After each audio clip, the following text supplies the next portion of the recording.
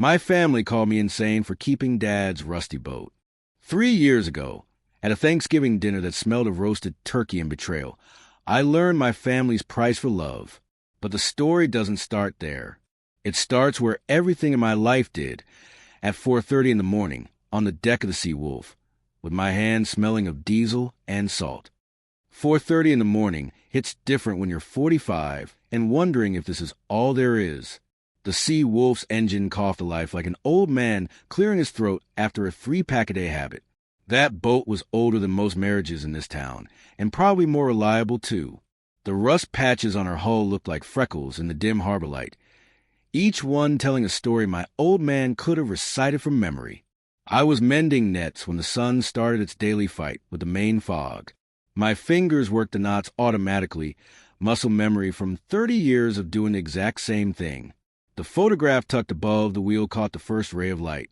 There was Dad, all teeth and sunburn, standing right where I stood now.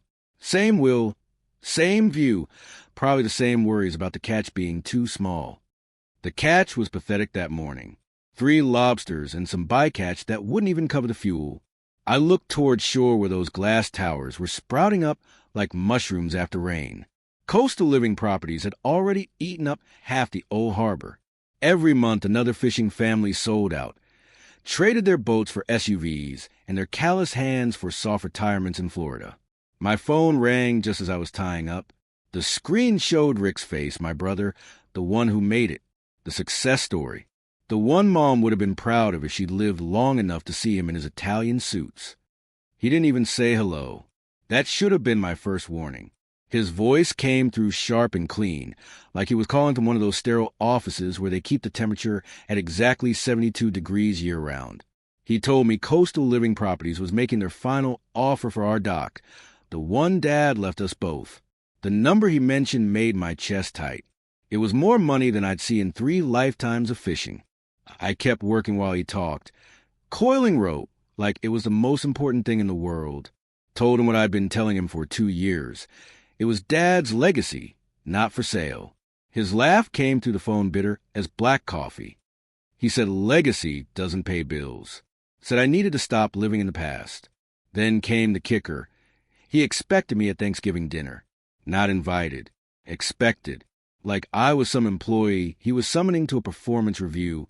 The thing about rich relatives is they always assume you want to be like them. They can't imagine someone choosing calluses over conference calls, choosing sunrise over stock options. My brother Rick couldn't understand why anyone would choose to smell like fish when they could smell like expensive cologne. 2 weeks later, I pulled up to Rick's house in my 20-year-old F-150. The truck looked like a hobo at a country club in that neighborhood. Every house had those smart doorbells that probably cost more than my monthly grocery budget. Rick's place was the biggest. 3 stories of glass and right angles that looked like it was designed by someone who'd never heard the word cozy. Susan answered the door, wearing a smile that never quite reached her eyes. My sister-in-law had this way of looking at you that made you want to check if you tracked something in on your shoes. She air-kissed my cheek like I might be contagious, then led me to the dining room where the whole family was already gathered. The table looked like something from a magazine. You know, those spreads where everything matches and nobody's actually eating the food. My nephews were there in their prep school blazers, looking at their phones. Rick's business partner and his wife. Even cousin Janet from Boston, the one who always posted those motivational quotes on Facebook about grinding and hustling. Rick waited until after the prayer to strike. That's the thing about my brother. He had timing like a shark, sensing blood in the water. He pulled out this glossy brochure and slid it across the table like he was dealing cards in Vegas. Dreams Harbor, it said, with artist renderings of beautiful people walking dogs past fountains and boutique shops. Our dock, Dad's dock, transformed into something that looked like it was copy-pasted from San Francisco. Susan chimed in with this fake concern in her voice, talking about how nice it would be to not smell like fish anymore, how they could finally invite their friends over without being embarrassed. She actually used the word civilize, like we were barbarians or something, just because we worked with our hands. Rick stood up then, going into full presentation mode. I'd seen him do this before, the way he commanded a room, made everyone lean in. He talked about Dad like he was giving a eulogy, all respect and reverence. Said Dad was a good man, but not a businessman. Said he left us burdens, not blessings. That rusty boat, those old nets, a dock that was falling apart. Rick painted it all like some kind of prison I needed to escape from. The whole family was nodding along like this was an intervention on one of those reality shows, like they were saving me from something terrible. Then he said the words that made everything else fade to static. He'd already negotiated the deal, already had the contracts drawn up. All he needed was my signature. The paper he pushed toward me had so many zeros, I had to count them twice. At the bottom, a line with my name already typed beneath it, just waiting for ink. Everyone was staring at me. You could hear the air conditioning humming, someone's phone buzzing on silent.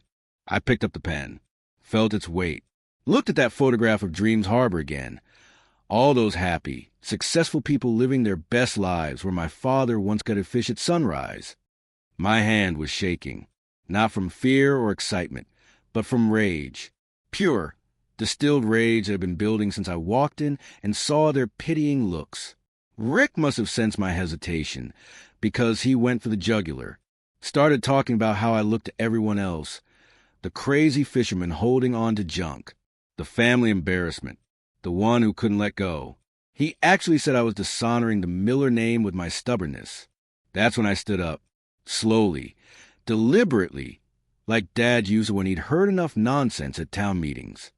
My voice came out quiet, but it cut through that dining room like a fillet knife. I reminded them that this junk fed our family when Rick was in college, spending money we didn't have. This junk put him through law school. This rusty boat and those rotting docks were the reason he could afford to look down on them now. The room went cemetery quiet. Susan's face had gone from fake tan to real pale. The nephews actually looked up from their phones. Rick's mask finally slipped. The friendly big brother act disappeared, replaced by something cold and sharp. He smiled, but it was all teeth, no warmth, like a barracuda. He told me to lawyer up, said he was filing for partition action, some legal magic where a judge could force the sale of shared property. Said he'd already talked to his attorney friends at the courthouse. They'd take one look at my debts, my tax returns, that rusty boat, and they'd side with progress, side with him. The law was on his side, he said. Time was on his side. Money was definitely on his side. I could fight it and lose everything in legal fees. Or I could sign now and walk away with enough money to actually matter. He gave me until Christmas to think about it. 6 weeks to come to my senses. I left without saying goodbye. Just walked out while Susan was bringing the pumpkin pie, while everyone sat there in shocked silence. The last thing I heard was Rick telling them not to worry, that I'd come around, that everyone has a price. Driving home, watching the harbor lights flicker in my rearview mirror, I remembered Dad's favorite saying, "The sea always pays its debts." Rick thought he was an unstoppable force, a tide that would wash me away. He gave me until Christmas to surrender. 6 weeks. He thought he was giving me a deadline. He had no idea he'd just handed me a map, because in the back of my mind, I could hear Dad's voice telling me about a spot on his charts he'd marked decades ago, a mystery he'd left unsolved. And desperation, well, it's the best damn compass a man could ask for. Desperation might be a compass, but it turns out it's a pretty expensive one. 7 days after that Thanksgiving disaster, reality showed up at my door wearing a sheriff's uniform and carrying papers that felt heavier than anchor chains. The partition action. Rick hadn't been bluffing. The legal document was written in that special language lawyers use when they want to make simple things sound complicated enough to justify their fees. But the message was clear as a lighthouse beam. My brother was taking me to court to force the sale of our inherited dock. The hearing was set for January 15th. I had roughly 6 weeks to find a lawyer. I couldn't afford to fight a battle I couldn't win. I sat there in my kitchen, staring at those papers while my coffee went cold. The morning news was playing on my old radio. Something about Black Friday sales and holiday shopping. Normal people problems. Meanwhile, I was about to lose the last piece of my father that actually mattered. Then, as if God himself decided I hadn't suffered enough. The sea wolf chose that exact moment to have a stroke. I was heading out for what I hoped would be a decent catch. Needed every dollar I could scrape together for a lawyer. The engine made a sound I'd never heard before. Not the usual coughing or sputtering, but something deep and final, like a death rattle. Then smoke. Black, oily smoke that smelled like burned money and broken dreams. Tommy Nguyen from the marina took one look and just shook his head. Tommy had been fixing boats since his family came over from Vietnam in the 70s. If Tommy shook his head, you were done. He quoted me $8,000 for a rebuild. Might as well have been $8 million. I tried 3 other mechanics. Each quote was worse than the last. The cheapest wanted $6,000 up front. Cash only. I had exactly $900 in my checking account and another $2,000 hidden in an old coffee can, my lawyer fund, my ace in the hole, my last shot at fighting Rick. You ever been so broke you had to choose between justice and survival? It's a special kind of mathematics. Every dollar toward fixing the boat was a dollar not going toward legal fees. Every dollar toward a lawyer was another day the sea wolf sat dying at the dock. I started selling my catch right off the pier. No middleman, no fish market taking their cut. Just me with a cooler and a cardboard sign, like some kind of nautical panhandler. The tourists thought it was quaint. Local fishermen looked at me with that mixture of pity and relief you see at funerals. Sad for the deceased, but glad it wasn't them. The worst part came 3 days later. I was sitting on the dock with my pathetic cooler of fish when I heard Rick's voice carrying across the water. He was playing tour guide to a group of investors, all of them in those vest jackets that cost more than my truck.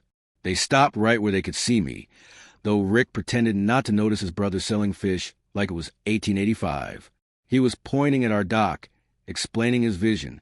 I heard words like untapped potential and premium waterfront and architectural digest. One of the investors, a woman with sunglasses that probably cost more than my monthly grocery budget, asked about current tenants. Rick laughed, said it wouldn't be a problem, that the current situation would resolve itself by New Year. They walked past me on their way back to Rick's Mercedes. He looked right through me, like I was just another piece of debris that needed clearing. One of his investors dropped a 20 in my cooler, probably thought I was homeless. I kept it. Pride doesn't pay for boat engines. That night, I sat in Dad's old workshop behind the house. It's really just a glorified shed, but Dad had called it his workshop, so that's what it was. I needed to find a deed to the boat, proof of ownership for the court case I couldn't afford to fight. The place still smelled like him, motor oil and pipe tobacco and WD-40. His tools hung exactly where he'd left them.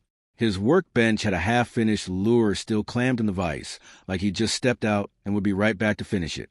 I found his old sea chest under a tarp in the corner. The thing was older than me. Came over from Ireland with my great-grandfather. The brass fittings had gone green with age, and the lock had rusted shut years ago. I had to use a crowbar to get it open. Felt like I was breaking into a tomb. Inside was everything you'd expect from an old fisherman's life. Photographs yellow with age. His merchant marine papers from the 60s. A compass that didn't point north anymore. Letters from my mother tied with a ribbon that fell apart when I touched it. And at the bottom, wrapped in oilcloth like hidden treasure, his charts. Not just any charts. These were the ones he'd made himself over 40 years of fishing.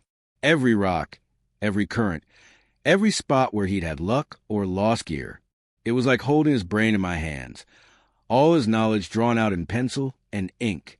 Most of the markings made sense. Red X's where he'd torn nets. Stars where he'd pulled in record catches. Arrows showing currents and tides. But there was one section, about 40 miles northeast, that looked different. The notes there weren't practical. They were almost fearful. Next to a spot he'd circled 3 times, he'd written, "Current runs cold as hell itself." Below that, "Nets tear but come up empty." And at the bottom, in shaky handwriting like he'd written it in rough seas, old timers called the Kraken's breath. I sat there staring at those words until my eyes burned. The Kraken's breath. I'd heard whispers about it growing up. The old Norwegian fishermen spoke about it like sailors used to speak about the Bermuda Triangle, a dead zone where the water turned black and nothing lived, where compasses spun and good boats went to die. But here's the thing about fishermen's tales. They're usually based on something. Maybe not sea monsters, but something. And my father, who'd never met a stretch of water he wouldn't fish, had circled this spot 3 times and then apparently never gone back. I found more notes tucked into the chart's margins, temperature readings that didn't make sense, water that was 20 degrees colder than it should be, depth soundings that showed a bottom that shouldn't exist, like an underwater mountain that wasn't on any official map, and one word, written in red ink and underlined twice. Why? That's when I remembered something Dad had told me when I was young and stupid and thought I knew everything about the ocean. We'd been out past the sight of land, just the 2 of us, when he'd gotten this far-off look and said something I'd never forgotten. The sea talks, Mark, not with words, but with signs. Temperature changes, current shifts, the way the birds avoid certain spots. Most folks are too busy to listen. They got their fish finders and their GPS and their weather reports. But the old ways, the ones my father taught me, those still matter. The sea rewards those who truly listen. I thought he was being poetic. Dad had a few beers in him and was getting philosophical like he did sometimes. But looking at those charts, at those careful observations made over decades, I realized he hadn't been waxing poetic. He'd been trying to teach me something. The next morning, I made a decision that would have got me committed if anyone knew about it. I took that $2,000 from the coffee kin, my lawyer money, my last hope of fighting Rick legally, and I walked into Tommy's shop. Tommy looked at me like I'd grown a second head. When I put the cash on his counter, he knew my situation. Everyone at the marina did. Gossip travels faster than tide changes in a small port. He tried to talk me out of it. Told me about a cousin who was a paralegal, might help with the court thing for cheap. Told me I was throwing good money after bad, that the Sea Wolf was past her prime anyway. Told me what I already knew, that without a lawyer, I'd lose the dock for sure. But I pushed the money across the counter anyway.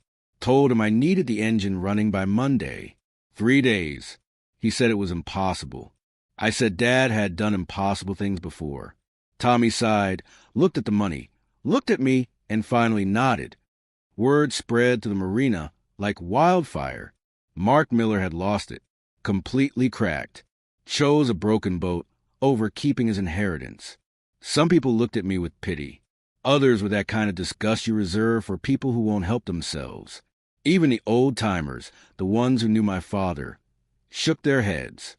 But here's what they didn't understand. I wasn't choosing between the boat and the dock. I was choosing between giving up and taking one last shot. Because in those charts, in those strange notes about impossible cold water and the Kraken's breath, I saw something nobody else could see. I saw my father's curiosity, his unfinished business. A mystery he'd circled 3 times but never solved. Maybe I was crazy. Maybe grief and desperation had finally broken something inside me. But as I watched Tommy tear into the Sea Wolf's engine, spark plugs and pistons scattered across his shop like surgical instruments, I felt something I hadn't felt since Thanksgiving. Hope. Stupid, irrational, completely unjustified hope. The old-timers had a saying, when you've got nothing left to lose, you've got everything to gain. I was about to test that theory with everything I had left. One broken boat, one impossible location, one last chance to prove that my father's legacy was more than just rust and rotting wood. Rick thought he had me beaten. The law was on his side. Time was on his side. Hell, common sense was on his side. But I had something he didn't. 40 miles of ocean between me and a mystery that had haunted my father for decades. Tommy called at dawn on Monday. "She's running," was all he said. The sound of that engine turning over wasn't pretty, but it was the most beautiful sound I'd ever heard. I had 3 weeks. 3 weeks to find something, anything, in that circled spot on my father's chart. The Kraken's breath was waiting, and for the first time in a long time, I was coming for it. The Kraken's breath was waiting, and I was coming for it. December wind cut through my jacket, like it had personal business with my bones. For in the morning, 2 weeks before Christmas, and I was heading 40 miles northeast into waters that scare my father. Smart? No, but desperate people don't get to be smart. The Sea Wolf's rebuilt engine sounded like a jazz drummer who'd had too much coffee. All rhythm, no melody. Tommy had warned me she'd need babying. What he didn't mention was that babying meant checking the temperature gauge every 10 minutes and praying to whatever saint watches over idiots in boats. The weather report had promised calm seas. The weather report lied. By the time I cleared the harbor, swells were running 8 feet and building. The kind of chop that makes you taste breakfast twice. I had Dad's chart spread out on the console, weighted down with a rusty wrench and an empty coffee mug. The GPS coordinates he'd marked were burned into my brain. 43 degrees, 52 minutes, 31 seconds north. 68 degrees, 47 minutes, 14 seconds west. Numbers that meant nothing to anyone else but everything to me. 20 miles out, the temperature started dropping. Not gradually, like you'd expect heading into deeper water. This was like driving into an invisible wall of cold. My breath came out in clouds even though the cabin heater was cranked. The digital thermometer on my fish finder went from 48 degrees to 32 in the space of 100 yards. That's when things got weird. The water changed color. Not the normal blue to green shift you see near shore, but something else. It went dark. Not black exactly, but that deep blue you see in old paintings of the ocean. The ones that make you understand why sailors use to believe and see monsters. My cheap sonar started acting drunk. The depth readings jumped from 200 feet to 800, then to error messages. The surface temperature gauge just gave up and displayed question marks. I checked Dad's notes again. Right there in his shaky handwriting. Compasses spin. Electronics go crazy. Trust your gut, not your gadgets. My gut was telling me to turn around. My gut was also what had got me into this mess. So I kept going. At exactly 10:47 a.m., I reached the coordinates. The Kraken's breath. The spot my father had circled 3 times and apparently never returned to. The water here wasn't just cold. It was wrong. Still as glass despite the wind. Dark as midnight despite the morning sun. I brought a waterproof camera, one of those GoPro knockoffs I bought at a pawn shop for $30. The plan was simple. Lower it down, see what was there, probably find nothing, go home defeated. At least I'd have tried. I rigged it to a fishing line with a dive light zip-tied next to it. Real professional setup. Then I started letting out line. 50 feet, 100, 200. The screen on the camera's wireless monitor showed nothing but darkness and the occasional flash of particulate matter drifting past. At 300 feet, everything changed. The bottom came into view, but it wasn't bottom. Not sand or rock or mud. It was alive. The entire seafloor was carpeted with something that looked like giant mushrooms. If mushrooms were deep blue and pulsed with their own light. Hundreds of them. Thousands. As far as the camera could see. They were sponges. I knew that much from basic biology. But sponges like nothing I'd ever seen or heard of. They glowed with this bioluminescence that wasn't quite blue, wasn't quite purple, like the color you see when you close your eyes and press on them. That's when I understood why nets came up empty here, why the water was so cold. This wasn't a dead zone. It was the opposite. It was so alive, so purely its own ecosystem, that nothing else could survive here. The sponges had created their own world, 300 feet down, completely cut off from everything above. I pulled at the camera and just sat there for a minute, engine idling, trying to process what I'd seen. Then I did the stupidest and smartest thing of my life. I rigged up a makeshift dredge from an old bait net and a pipe wrench, and I went fishing for sponges. It took 6 tries. The first 5, the net came up empty or torn, but on the 6th try, I pulled up a piece, about the size of a baseball, deep blue-black. Still glowing faintly even in daylight. It was firm but spongy like memory foam made of ocean. And cold. So cold it hurt to hold even with gloves on. I put it in a cooler with seawater and headed home, my hands shaking from more than just the temperature. I had no idea what I'd found, but I knew it was something. Something nobody else knew existed. Something that might, just might, be worth more than a pile of legal papers and a developer's check. The University of Maine's Marine Science building looked like every other academic building built in the 70s, all concrete and good intentions. I walked in carrying my cooler like it contained nuclear waste, which, for all I knew, it did. The receptionist looked at me like I'd wandered in from a fishing trip, which I guess I had. I told her I needed to speak to someone about a specimen. She started to give me the runaround until I opened the cooler. The glow from the sponge reflected off her glasses. She made a phone call. 10 minutes later, I was sitting across from Dr. Anya Sharma, and my life was about to change in ways I couldn't imagine. Dr. Sharma wasn't what I expected from a university professor. No tweed jacket or condescending attitude. She wore jeans and a Boston College sweatshirt, and she looked at my sponge like she just found the Holy Grail in a tackle box. Her grandfather, she told me while examining the specimen, had been a lobsterman out of Portland. He used to tell her stories about spots in the ocean where logic didn't apply. She'd become a marine biologist partly to prove him right. She ran preliminary tests right there in front of me. pH levels, cell structure, the works. Then she did something with a spectrometer that made her eyebrows shoot up to her hairline. She excused herself, made a phone call, came back with 2 other professors. They huddled over the data like kids with a secret. Finally, Dr. Sharma sat back down across from me.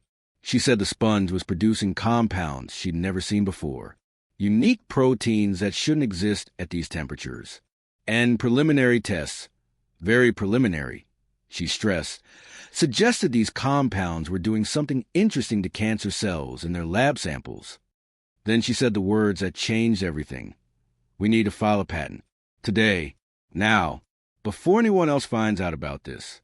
I must have looked confused because she leaned forward and explained it like I was 5. The sponge was producing what could be a breakthrough pharmaceutical compound. If we were right, and that was a big if, we were looking at something worth millions, maybe hundreds of millions, but only if we protected it legally first. She called a patent attorney she knew. He drove up from Portland that night. By morning, we'd filed a provisional patent application with my name as the primary inventor and the GPS coordinates as proprietary information. What happened next was like watching dominoes fall and fast forward. The patent filing hit the biotech surveillance networks. Yes, that's a real thing. Within a week, we had calls from 3 major pharmaceutical companies. Within 2 weeks, a delegation from Viridian Oncology flew up from Boston. They weren't interested in buying the sponge. They were interested in buying the rights to whatever came from it. The negotiations were surreal. Me, a broke fisherman who'd been selling catch from a bucket 2 weeks ago, sitting in a conference room with lawyers and executives talking about milestone payments and royalty structures. Dr. Sharma was my secret weapon. She knew the science, knew the value, and most importantly, knew how to make these suits sweat. When they lowballed the initial offer, she started making calls to their competitors right there in the room. The final deal still doesn't feel real. $3 million up front for exclusive license to the patent. $50 million to build a research facility right here in our harbor. Not to destroy for condos, but to study what was living beneath it. And if, when Dr. Sharma insisted the compound made it through FDA trials, I get 5% of net sales. The check cleared on December 23rd. 2 days before Christmas, 8 days before my court date with Rick. My new lawyer, the one I could suddenly afford, called Rick's attorney that afternoon. The conversation was short, given the scientific importance of the discovery and its connection to my inherited property. Any attempt to force a sale would be against public interest. The judge would laugh them out of court. The case was dropped within hours. The news broke on Christmas Eve. Local fisherman discovers medical breakthrough made national headlines.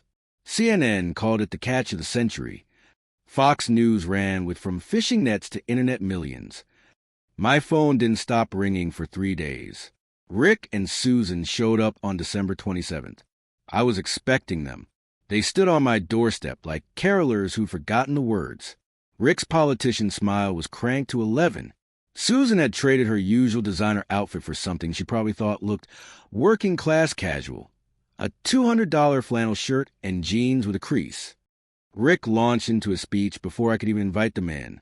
How proud he was, how he'd always believed in me, how his pressure had motivated me to achieve greatness. Family sticks together, he said. Success should be shared, he said. Susan nodded along like a dashboard bobblehead, adding how she'd always told her friends about her brilliant brother-in-law, which was interesting, since I'd heard her refer to me as Rick's boat person brother at a party just last year. I let them finish. Then I invited them inside where my lawyer was waiting with some documents of his own. The first document was a formal complaint to the National Association of Realtors and the State Licensing Board. Detailed documentation of Rick's attempt to force a sale for personal profit, conflict of interest, coercion, breach of fiduciary duty. My lawyer had used all the fancy words. Rick's face went from fake tan to real pale. The second document was a purchase agreement. While Rick had been planning his condo empire, I'd bought out coastal living properties options on the adjacent waterfront. Every piece of land he'd been assembling for development now belonged to the Charles Miller Marine Research Foundation, Dad's name on a building that would help save lives. But I saved the best for last. I told Rick the foundation needed a maintenance supervisor, someone to keep the docks clean, handle the trash, meet the research vessels. $18 an hour, full benefits, honest work, the kind Dad had always respected. The offer was genuine. No tricks, no fine print. Just a job for a man who suddenly might need one. Rick's law practice wouldn't survive the ethics investigation. We both knew it. Susan's expression told me she knew it too. She was already calculating the social damage, the country club gossip, the charity committee whispers. They left without saying goodbye. Again, 6 months later, I stood on the deck of the fully restored Sea Wolf. She gleamed in the morning sun, her new engine purring like a satisfied cat. Dr. Sharma stood next to me, going over the latest research results. The compounds from the sponges were exceeding all expectations in trials. Down on the dock, a man in maintenance coveralls was emptying trash bins. Rick had taken the job. What choice did he have? His practice was gone, his reputation shattered. Susan had filed for divorce within a month, already latched on to some tech executive from Boston. Rick looked up, caught my eye. For a moment, I saw something I'd never seen before, understanding. He nodded just once and went back to work. I didn't smile, didn't gloat, just nodded back. Standing there, watching the sunrise over the harbor my father had loved, I finally understood what he'd tried to teach me. Legacy isn't what you leave behind in things, boats or docks or money. It's what you leave behind in actions. The willingness to go into the unknown. The courage to trust your gut when everyone says you're wrong. The strength to stand alone when the whole world wants you to sit down. The Kraken's breath is still there, 40 miles northeast. We monitor it now, protect it, study it carefully. It's given up some of its secrets, but kept many more. Just like the ocean itself. Just like my father. And sometimes, early in the morning, when the fog rolls in and the diesel engines echo across the harbor, I swear I can hear him laughing. Not at Rick, not at the money, not even at the success. He's laughing because I finally learned to listen to what the sea was trying to say.